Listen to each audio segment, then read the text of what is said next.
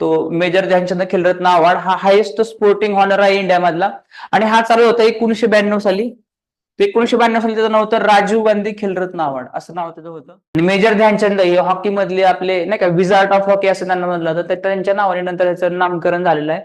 आणि हा जो आहे मिनिस्ट्री ऑफ युथ अफेअर्स यांच्याकडून दिला जातो आणि हा दरवर्षी दिला जातो. तो हा जो अवॉर्ड आहे याचं जे नाव चेंज झालं 6 ऑगस्ट 2021 ला मेजर ध्यानचंद यांच्या नावाने हा अवॉर्ड झाला. राजीव गांधी खेलरत्न झालं नाव मेजर ध्यानचंद खेलरत्न अवॉर्ड. तर ह्यामध्ये ते पहिले रेसिपिएंट आहेत की जे फर्स्ट टाइम ज्यांना फर्स्ट मिळाला होता हा अवॉर्ड. त्याच्यामध्ये बुद्धिबळ चेस मधले जे प्लेयर आहेत विश्वनाथन आनंद यांना सगळ्यात पहिल्यांदा अवॉर्ड दिला गेला होता 1991-92 ला.